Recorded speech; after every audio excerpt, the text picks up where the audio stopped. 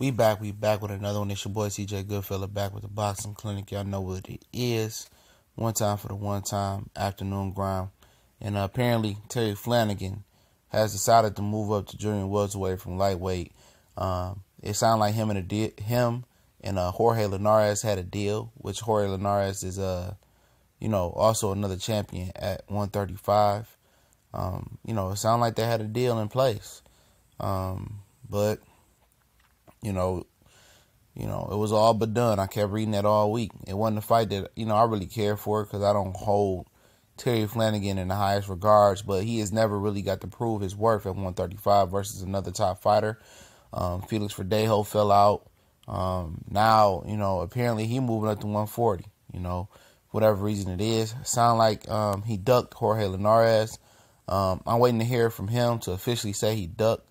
But it sounds like the deal was all but done. Maybe it was something he didn't like in the deal. But if he moving to 140, and he gonna try to shoot a shot there. He wants big fights. Maybe Linares wasn't a big fight for him in his mind. Maybe the money wasn't right. Maybe the money wasn't, crunch right, or maybe he wasn't getting a fair split. When you're dealing with Golden Boy, you know how it is. And he sat there and waited his turn. And he didn't get his turn. And for him, I think he just tired of being patient. Anytime you're dealing with Felix Verdejo, you just don't know since, he been injured his whole career. I don't know if he wanted to fight Maurice Hooker, Jr. or Mikey Garcia, guys of that nature. But Jorge Linares was a good fight for him. Jorge Linares, I believe, is now fighting out the UK, even though he fought Luke Campbell, I think, in a new form last month or whatever it was. It's frustrating. It's very frustrating for Terry Flanagan. I understand where he's coming from. You wait all this time. You had a deal in place to fight Felix Verdejo in the UK, and he falls out. You get injured first, and then you about ready to come back and train hard, and he gets injured. And then you say, forget him. Then they order Wade Beltran as one of the top guys to eventually become your mandatory. Then you enter negotiation with Jorge Linares, and Golden Boy pulls some punk stuff like they probably just pulled in negotiations. I'm just guessing. But if he moves to 140 pounds, he'll be the number one contender. And right now, currently, Maurice Hooker is the number one contender for everybody in the Dallas area who knows who Maurice Hooker is.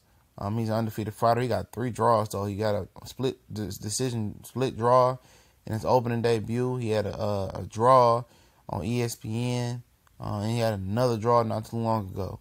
I think he's a very tall, rangy junior welterweight. I watched him fight a little bit. Terrence Crawford dubbed him as the next best thing at 140 pounds, and we'll see. It'll be a tall order because he's a tall fighter for Terry Flanagan. But he must, he got pushed to the number one, contender over Maurice Hooker, and if the WBO does right by their ratings, it'll be Maurice Hooker versus Terry Flanagan sometime in the near future. Is it an easier fight than Jorge Linares? Absolutely. This kid Maurice Hooker is very green. He has some ability, but if you look at it, he really ain't fought nobody when he stepped up. He got a draw. I don't know if it was a favorable draw, controversial draw in his favor or the other guy's favor. I don't know. But Terry Flanagan, I think going to 140, he's definitely going to be able to prove some things there. And in my opinion, I think competition-wise, he's making a mistake. There's some killers at 140, man. Like killers that y'all don't know about. One of the dudes over there in the UK, Josh Taylor, I think he's the best fighter at that weight class, or potentially will be the best fighter once he gets more fights. He's about to fight Miguel Vasquez, who's always a tough out. And that'll really tell me if he's the truth or fable. Because Miguel Vasquez is still a solid boxer. And if you can outbox Miguel Vasquez, I think you pretty much can outbox anybody in the 140-pound division. Now, I mean you can beat him. Just really think you're a better boxer. Vasquez is one of those classy, masterful boxers. He just don't have a lot of power.